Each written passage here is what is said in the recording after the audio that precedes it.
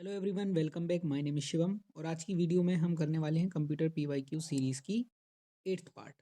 अभी तक 7 पार्ट हमने कंप्लीट कर लिए। जिन्होंने 7 पार्ट नहीं देखे हैं वो डिस्क्रिप्शन में लिंक है प्लेलिस्ट, और उस प्लेलिस्ट के थ्रू सारे के सारे 7 पार्ट आप कंप्लीट कर लीजिए। मोस्ट प्रोबेबली आप बहुत अच्छा स्कोर करेंगे आईसीटी में, केवीएस एनवीएस टीयर 1 के लिए। अगर आपने हमारे टेलीग्राम चैनल को अभी तक सब्सक्राइब नहीं किया है तो आप सब्सक्राइब कर सकते हैं। और इसके अलावा आपको फ्री केवीएस कंटेंट चाहिए तो हमारे चैनल को सब्सक्राइब कर लीजिए। और अगर आपको फ्री मॉक टेस्ट देना है तो फ्री मॉक टेस्ट के लिए आप टीचमेंट ऐप डाउनलोड कर लीजिए। उस पर आपको ये क्लासरूम आईडी डालनी पड़ेगी या फिर लिंक पर क्लिक करना पड़ेगा। थोड़ा टाइम लगेगा, मैं आपकी रिक्वेस्ट को एक्सेप्ट कर लूँगा, उसके बाद आप क्लास पर ऐड हो सकते हैं। चलिए बिना टाइम वेस्ट किए हम क्लास को शुरू करते हैं। ये क्वेश्चन सारे मैंने अरिहंत की बुक से लिए हैं। कई लोगों का एक कमेंट थी पिछली वीडियो में कि सर आप अरिहंत की बुक का कॉपी क्यों कर रहे हैं। देखिए, प्रीवियस ईयर क्वेश्चन पेपर किसी बुक का कॉपी नहीं होते, है ना। अब जैसे मैं मान लीजिए आपको केवीएस पीआरटी के पेपर करा रहा था, कुछ मुझे टेक्स्ट बुक पे मिल गए, कुछ अड्डा 24/7 पे मिल गए, कुछ दूसरे टीचर्स के पीडीएफ। तो जब वो अवेलेबल हैं तो मैं अलग से क्यों दोबारा टाइप करने में मेहनत करूँ, पहली चीज़। दूसरी चीज़ ये है कि वो पीवाईक्यूज हैं, वो किसी की पर्सनल प्रॉपर्टी नहीं, किसी ने खुद नहीं बनाया। वो अगर उसकी खुद की इंटेलिजेंस होती तो फिर उसको हम कह सकते थे कि ये कॉपी की हुई चीज़ है। और दूसरी चीज़, हम किसी का एक्सप्लेनेशन भी कॉपी नहीं कर रहे हैं, हम तो केवल क्वेश्चन कॉपी कर रहे हैं जो कि पेपर में आ चुका है। तो देखिए, इसमें कोई समस्या नहीं है ना। इसमें कोई कॉपीराइट कह भी नहीं सकता कि अगर उनका बनाया हुआ प्रश्न हो तो बिल्कुल उनको क्रेडिट मिलना चाहिए, जिसको भी। तो फर्स्ट क्वेश्चन कह रहा है कि वो कौन सी मेमोरी है कंप्यूटर में जहां इंफॉर्मेशन टेम्पररी, मतलब टेम्पररी जो है वो स्टोर होती है, और while it is being accessed और worked on by the processor. जब प्रोसेसर उसको एक्सेस कर रहा हो या फिर वर्क कर रहा हो, है ना, तब तब वो कौन सी मेमोरी का यूज़ करता है टेम्परेरीली, वो होती है RAM. Why RAM is so called, RAM को रैम क्यों बोलते हैं। तो फर्स्ट क्वेश्चन क्या कहता है, फर्स्ट ऑप्शन कहता है कि because it is read and write memory. ये बात तो सही है। Because it is volatile memory, अस्थिर है, बिल्कुल ये भी सही है। Because it can be, because it is non volatile, ये तो गलत हो जाएगा। बट मेन रैम कहलाने का इसका रीजन है क्योंकि इसका नाम ही है रैंडम, रैंडम एक्सेस मेमोरी। तो ये जो मेमोरी है ये रैंडम है, मतलब डायरेक्टली कहीं से भी, है ना, सीक्वेंस की जरूरत नहीं होती इसको। तो कैसे भी कहीं से भी ये क्या कर सकती है, स्टोर करने के लिए, डेटा को रिट्रीव करने के लिए, और एनी लोकेशन ऑफ चिप, कहीं से भी ये क्या कर सकती है, इसको एक्सेस कर सकती है। उस वजह से इसको रैम कहते हैं। तो ऑप्शन 3 इसका करेक्ट आंसर होगा। Next question is which of the following is not true. क्या ट्रू नहीं है अबाउट रैम। तो देखते हैं, पहला ऑप्शन कह रहा है RAM is the same as hard disk storage. Hard disk storage की तरह होता है, तो अगर ये उसकी तरह होता तो फिर उसको भी, इसको भी रैम क्यों बोलते, फिर रोम ही बोलते एक तरह से, है ना। तो ये हार्ड डिस्क स्टोरेज की तरह नहीं होता। रैम इज अ टेम्पररी, ये सही है। वॉलेटाइल है, अस्थिर है। प्राइमरी मेमोरी है, सही है। तो ये तीनों तो सही है ना। तो ऑप्शन 1 इसका रॉन्ग हो जाएगा। नेक्स्ट क्वेश्चन है कि जो वर्चुअल मेमोरी जो अलोकेट करती है हार्ड डिस्क का स्पेस टू सप्लीमेंट, सप्लीमेंट करने के लिए, इमीडिएट, तुरंत, फंक्शनल मेमोरी कैपेसिटी ऑफ क्या। तो इसका आंसर होगा रैम, है ना, ऑफ रैम, रैम की फंक्शनल मेमोरी कैपेसिटी के लिए। इंफॉर्मेशन जो स्टोर है रैम में, उसको क्या करना ज़रूरी है, चेक करना, मॉडिफाई करना, एरर डिटेक्ट करना, या फिर रिफ्रेश करना पीरियोडिकली, है ना। तो इसका सही आंसर होगा रिफ्रेश करना उसको पीरियोडिकली, मतलब थोड़ी थोड़ी समय में उसको रिफ्रेश करना जरूरी है। स्टोरेज जो रिटेन करता है अपना data after the power is turned of, तो वो कहलाता है नॉन वॉलेटाइल स्टोरेज, है ना। गैर अस्थिर मतलब स्थाई है जो। नेक्स्ट है when you first turn on a computer, जब कंप्यूटर को तुम पहली बार चालू करते हो, CPU is preset, CPU preset रहता है तो एग्जीक्यूट करने के लिए इंस्ट्रक्शन। तो वो इंस्ट्रक्शन कहाँ जो रहते हैं, स्टोर रहते हैं। तो वो इंस्ट्रक्शन रहते हैं रोम में स्टोर्ड, है ना। जब आप कंप्यूटर को चालू कर रहे हो तब उसके लिए चालू करने वाले, उस समय फॉलो करने वाले इंस्ट्रक्शन कहाँ से मिलते हैं, वो कहाँ स्टोर्ड रहते हैं, तो वो रोम में स्टोर्ड रहते हैं। नेक्स्ट है अ डिस्क कंटेंट, मतलब एक डिस्क का content that is recorded at the time of manufacture, मतलब बनते समय रिकॉर्ड हो गई वो, and that cannot be change, change नहीं किया जा सकता या इरेज नहीं किया जा सकता। इसका मतलब है आप उसको राइट नहीं कर सकते, पढ़ बस सकते हो, तो उसको हम बोलते हैं रीड ओनली। क्या बोलते हैं? Read only. नेक्स्ट क्वेश्चन है, which of the following statement is या आर ट्रू। बताना है कि क्या ट्रू है। एक ही ट्रू हो सकता है इनमें से। कैश मेमोरीज जो होती है वो बिगर होती हैं रैम से। बिल्कुल नहीं, कैश मेमोरी बिल्कुल छोटी छोटी मेमोरीज होती हैं, है ना। तो ये तो ट्रू है नहीं। Second, cache memories are smaller than RAM, ये सही है। आगे और पढ़ लेते हैं। ROM are faster than RAM, नहीं, रोम जो है वो रैम से फास्टर नहीं होती। नेक्स्ट है, information in ROM can be written by user. तो जो रोम में, अब नाम ही उसका रीड ओनली मेमोरी, तो जिसको केवल रीड कर सकते हो तो उसको राइट कैसे करोगे, है ना। तो रीड ओनली मेमोरी में इंफॉर्मेशन रिटर्न नहीं हो सकती, केवल रीड हो सकती है। तो ये भी गलत है, केवल ऑप्शन 2 सही है। नेक्स्ट है, जो हार्ड डिस्क डिवाइसेज हैं वो क्या कहलाती हैं? वो नॉन वॉलेटाइल स्टोरेज है ना, स्थाई हैं। नेक्स्ट क्वेश्चन है, थिक या रिजिड मेटल प्लॉटर्स जो कि कैपेबल होते हैं रिट्रीव करने के इंफॉर्मेशन को at a high rate of speed, उनको क्या बोलते हैं?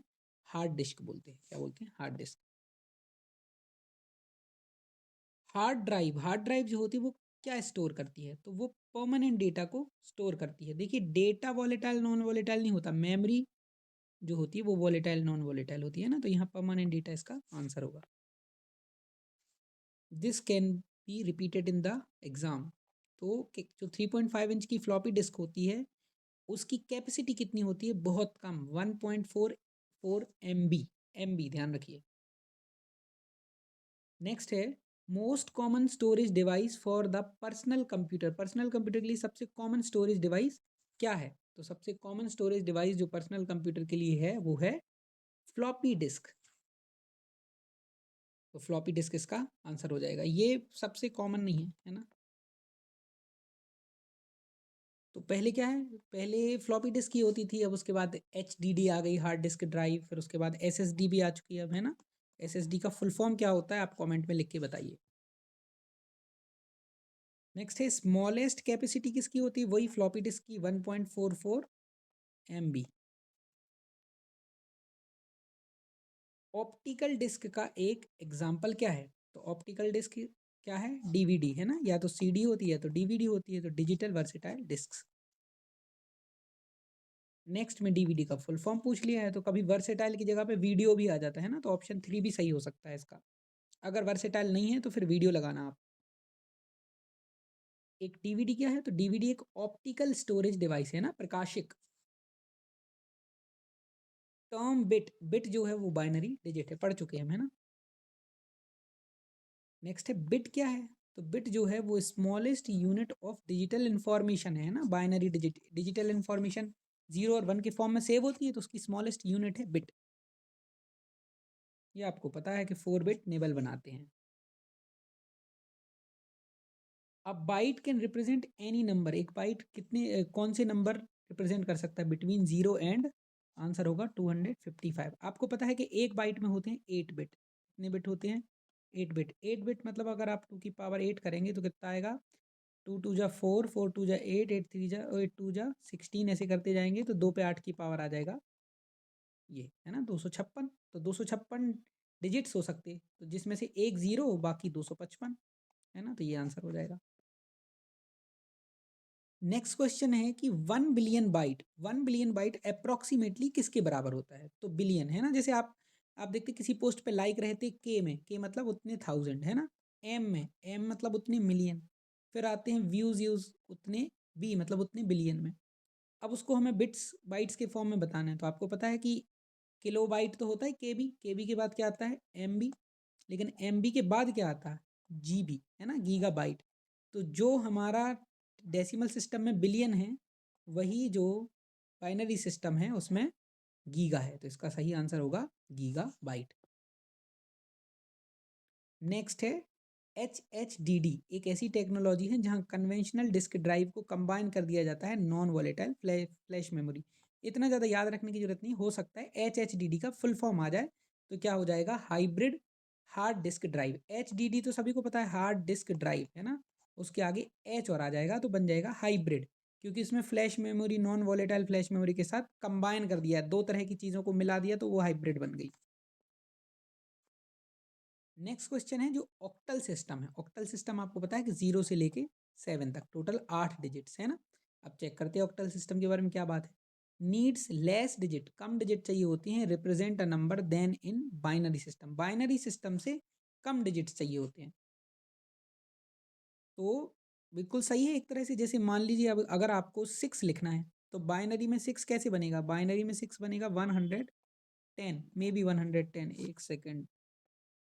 हाँ, तो ये बिल्कुल सही है ना। 6 को 110, तो आप देखिए अब अगर आपको उसको ऑक्टल में लिखना है तो एक ही डिजिट लगा, और बाइनरी में लिखना है तो 3 डिजिट लग गए आपको। तो लेस चाहिए होते हैं क्या, बिल्कुल लेस चाहिए होते हैं। ये तो ट्रू हो जाएगा एक तरह से। अभी आगे और देखते हैं।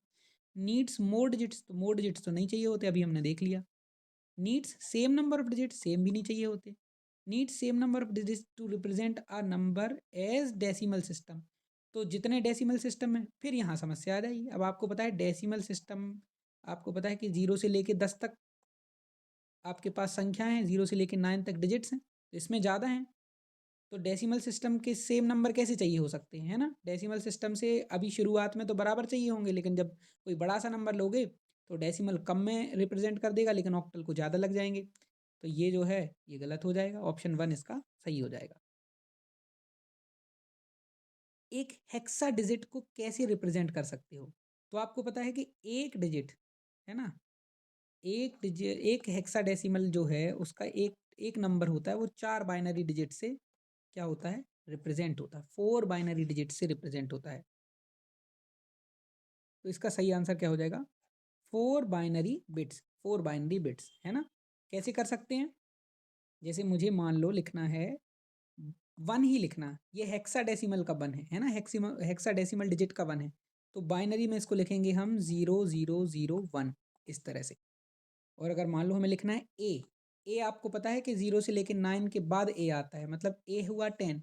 तो 10 के लिए क्या लिखोगे आप, 1010 बाइनरी में, है ना।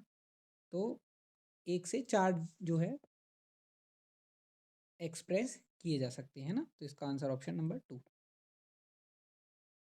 नेक्स्ट है, ये बाइनरी डिजिट नंबर है, इसको हेक्साडेसिमल में चेंज करना है। आपको पता है हेक्साडेसिमल में चेंज करने के लिए 4 डिजिट का वो बना लीजिए। तो ये जैसे 1001, इतने 4 को मैंने इकट्ठा लिख लिया, फिर बचा 100, 100 को आगे में 0 लगा दूं तो ये भी 4 डिजिट बन जाएंगे, है ना। अब इसको क्या बोलते हैं, 1001 के लिए क्या बोलते हैं। तो आप ऐसे याद रख सकते हो कि 1 के लिए बोलेंगे 1 आएगा, फिर 2 के लिए 10, फिर 3 के लिए 11, फिर 4 के लिए बोलेंगे 100, फिर 5 के लिए 101, फिर 6 के लिए 110, 7 के लिए 111, 8 के लिए 1000, है ना, 9 के लिए 1001। तो ये हुआ 9, क्या हुआ 9, और 100 अभी थोड़ी देर पहले निकाला था 4, तो ये 49 बना, 49, और यहाँ बेस बनेगा 16 का, है ना, क्योंकि हेक्साडेसिमल नंबर है। तो ऑप्शन नंबर 3। नेक्स्ट क्वेश्चन है, ASCII का फुल फॉर्म क्या है। तो ASCII का फुल फॉर्म है American Standard Code for Information Interchange. आ सकता है ऐसा प्रश्न, है ना, इसलिए इसको याद रखिएगा। देखिए यहाँ PDF में इसका ऑप्शन जो है वो गलत है। इसका ऑप्शन का सही आंसर क्या था, 2 था। कितना था, 2 था। तो इसमें अगर मैं आपको PDF दूं तो इसको सही आंसर कर लीजिएगा। नेक्स्ट क्वेश्चन है, जो बायोस एक्रोनेम है वो किसका है। तो बेसिक इनपुट आउटपुट सिस्टम, है ना, यही बूट करता है कंप्यूटर को सबसे शुरुआत में, है ना। जैसे यहाँ लिखा भी हुआ है कि क्या इंक्लूड करता है बूट फर्मवेयर और पावर मैनेजमेंट को, तो वही बायोस है ना, बेसिक इनपुट आउटपुट सिस्टम। एक प्रश्न और है कि कौन सा system software, which of the following system software resides in the main memory always, हमेशा मेन मेमोरी में रहता है, वो होता है लोडर। लोडर जरूर मेन मेमोरी में रहेगा, है ना, लोड करने के लिए। नेक्स्ट है, CAD का फुल फॉर्म क्या है। तो कंप्यूटर एडेड डिजाइन, इजी है ये। नेक्स्ट है कि डैश इज अ फीचर, कौन सा एक ऐसा फीचर है जो शेड्यूल करता है, इस समय को इस चीज को समझिए। शेड्यूल कर रहे हैं मतलब टाइम से रिलेटेड बात है ना। And multi programming to provide an economical interactive system for 2 or more users, 2 से ज़्यादा यूजर्स के लिए आपको इकोनॉमिकल इंटरएक्टिव सिस्टम प्रोवाइड कराना है, और वो मल्टी प्रोग्रामिंग कर पाएँ, इसके लिए आप शेड्यूल कर रहे हैं, है ना। तो इसको बोलते हैं हम टाइम शेयरिंग। क्या बोलते हैं, time sharing. Next, simultaneously processing of two or more programmes, दो या दो से ज़्यादा प्रोग्राम्स का साइमल्टेनियसली प्रोसेस होना by multiple processors is called multi processing. ठीक है, मल्टी प्रोसेसिंग और मल्टी प्रोग्रामिंग, मल्टी टास्किंग में अंतर, इसलिए मैंने ये क्वेश्चंस रखे हैं ना। मल्टी प्रोसेसिंग मतलब साइमल्टेनियसली प्रोसेसिंग, टाइम शेयरिंग मतलब शेड्यूलिंग। तो नेक्स्ट क्वेश्चन क्या है, system running more than one process concurrently are called. तो इसको बोलते हैं हम क्या, मल्टी प्रोग्रामिंग। एक साथ एक से ज़्यादा प्रोग्राम रन हो रहे हैं तो क्या बोलते हैं उसको, मल्टी प्रोग्रामिंग। थोड़ा सा मल्टी टास्किंग और मल्टी प्रोग्रामिंग में अंतर समझ लेते हैं। पहले समझ लेते हैं कि मल्टी टास्किंग क्या होती है ना। मल्टी टास्किंग, तो मल्टी टास्किंग में सबसे पहली चीज़ है कि एक यूज़र होता है, वन यूज़र। फिर क्या, वो बहुत सारे टास्क एक साथ कर रहा है, जैसे म्यूज़िक सुन रहा है, म्यूज़िक के साथ वो मान लीजिए इंटरनेट को ब्राउज़ भी कर रहा है, समझो टाइप भी कर रहा है, साथ में टाइपिंग सीख रहा है, तो वो बहुत सारे टास्क एक साथ कर रहा है। तो जो सीपीयू है, उस सीपीयू को बार बार टास्क के बीच में स्विच करना पड़ता है रैपिडली, वो भी है ना, एक ही साथ सारे टास्क चल रहे होते हैं और मेन फोकस रहता है यूज़र की कन्वीनियंस पे, वो मल्टीटास्किंग होती है। और फिर मल्टी प्रोग्रामिंग क्या होती है, मल्टी प्रोग्रामिंग में सीपीयू की मेमोरी में बहुत सारे प्रोग्राम्स होते हैं। सीपीयू क्या करता है, सीपीयू एक प्रोग्राम को एग्जीक्यूट करेगा एक बार में, एट अ टाइम, एक टाइम पे एक प्रोग्राम क्या करेगा, एग्जीक्यूट करेगा। फिर जब दूसरे प्रोग्राम पे जाओगे तो पहला प्रोग्राम क्या करेगा, वेट करेगा, है ना। कहने का मतलब है एक प्रोग्राम इनपुट या आउटपुट का वेट करेगा, दूसरा चल रहा होगा, फिर दूसरा इनपुट आउटपुट का वेट कर रहा होगा, पहला चल रहा होगा। तो इसको मल्टी प्रोग्रामिंग कहते हैं। यहाँ वैसे इस प्रश्न का सही आंसर मल्टीटास्किंग होना चाहिए था, बट ऑप्शन में ही नहीं है यहाँ, है ना। तो मल्टी प्रोग्रामिंग भी हो सकता है, बहुत माइन्यूट डिफरेंस है। तो आई होप आपको इस बात में समझ में आया होगा।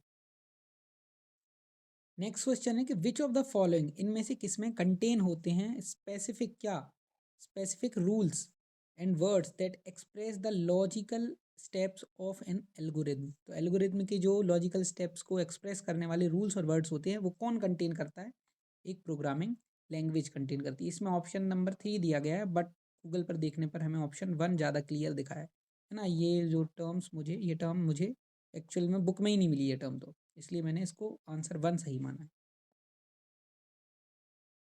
And dash program, a dash program is one that is ready to run and does not need to be altered in any way। जिसको alter मतलब जिससे छेड़खानी करने की ज़रूरत नहीं है, और रेडी है जो रन करने के लिए, मतलब जो एग्जीक्यूट करने के लिए रेडी है, that is executable program. Means जो आपकी, जैसे कहने का मतलब है मोबाइल में फ़ाइल होती हैं, ऐप्स होती है, वो एपीके फाइल कहलाती है। वैसे ही जो कंप्यूटर के सॉफ्टवेयर होते हैं वो सॉफ्टवेयर होते हैं, वो होते हैं .exe। नेक्स्ट है असेंबली लैंग्वेज। तो असेंबली लैंग्वेज के बारे में से क्या सही है, पहला है uses alphabetic codes in place of binary numbers used in machine language. तो जो मशीन लैंग्वेज बाइनरी नंबर्स को यूज़ करती है उनकी जगह पर ये अल्फ़ाबेटिक कोड्स का यूज़ करती है, तो ये बात तो अभी तक बिल्कुल सही है। सेकंड ऑप्शन कहता है कि is the easiest language to write programs. तो पिछली वीडियोस को याद करिए, ये बिल्कुल ईजी नहीं होती लिखने के लिए, है ना, क्योंकि ये नेमोनिक्स का यूज़ करती है, जैसे MOV मूवी के लिए। तो सीधे इंग्लिश लाइक वर्ड्स का यूज़ नहीं करती, तो राइट करना इसके लिए थोड़ा सा मुश्किल होता है, तो ये तो गलत हो गया। Need not be translated into machine language, ये भी गलत हो गया। हमने पढ़ा था ना कि इसको मशीन लैंग्वेज में ट्रांसलेट करने के लिए असेंबलर की ज़रूरत होती है, तो इसका ऑप्शन 1 करेक्ट हो जाएगा। नेक्स्ट क्वेश्चन क्या कहता है कि C++ लैंग्वेज को किसने डेवलप किया था, तो इसको बियाने स्ट्राउस्ट्रप ने डेवलप किया था। अगर पूछा जाता सी को किसने डेवलप किया था, तो सी को डेनिस रिची ने डेवलप किया था। नेक्स्ट क्वेश्चन कहता है कि जो जावा है वो क्या है, तो जावा एक हाई लेवल की लैंग्वेज है, प्रोग्रामिंग लैंग्वेज है, ऑप्शन 1। नेक्स्ट है कि जो ट्रांसलेटेड प्रोग्राम असेंबली लैंग्वेज में यूज होता है वो असेंबलर कहलाता है, पढ़ चुके हैं हम अभी। अगला क्वेश्चन भी वही क्वेश्चन है, कौन सा प्रोग्राम नेमोनिक कोड्स को मशीन कोड में, अब नेमोनिक कोड में क्या लिखा जाता है, असेंबली लैंग्वेज, मशीन कोड में क्या, मशीन लैंग्वेज, तो उसको कौन कन्वर्ट करेगा, असेंबलर।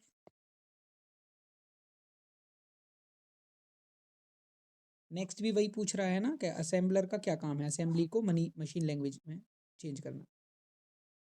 नेक्स्ट है कि कौन सी ऐसी वर्ड्स हैं जो कि प्रोग्रामिंग लैंग्वेज ने सेट असाइड, एक तरफ रख लिया अपनी तरफ, है ना, फॉर इट्स ओन यूज़, खुद के यूज़ के लिए, ऐसे वर्ड्स कहलाते हैं रिजर्व्ड वर्ड्स, है ना, रिजर्व्ड वर्ड्स।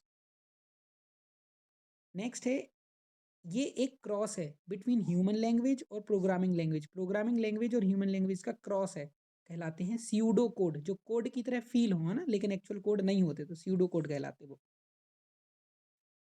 लास्ट क्वेश्चन है आज का कि प्रोग्रामिंग में रिपीटिंग सम स्टेटमेंट्स को अक्सर क्या बोला जाता है, आइटरेशन या फिर लूपिंग, इसको लूपिंग बोलते हैं, है ना। तो आज की वीडियो यहाँ फिनिश होती है। ऑलमोस्ट हमने 4 से 5 चैप्टर्स के क्वेश्चन और निपटा लिए, जो कि केवल एग्जाम में आए थे पिछले, और जो मुझे इंपॉर्टेंट लगे। कुछ रिपीट हो गए, ना चाहते हुए भी रिपीट हो गए। बाकी बहुत सारे क्वेश्चंस मैंने छोड़ दिए क्योंकि हम वो पहले कर चुके थे। तो आई होप आपको वीडियो पसंद आई होगी। अब इसके बाद मैं कोशिश करूँगा कि मैक्सिमम 2 वीडियोज़ में इसको सिमटा दूँ, 2 या हो सकता है एक ही वीडियो में, जो कि थोड़ी सी लंबी हो जाएगी, 40-45 मिनट की। अगर उसी में काम बन जाए तो उसी वीडियो में हम इसको फिनिश कर देंगे, और उसके बाद आपको और किसी तरह की कोई चीज़ करने की आवश्यकता नहीं पड़ेगी। धन्यवाद, आपका दिन शुभ हो।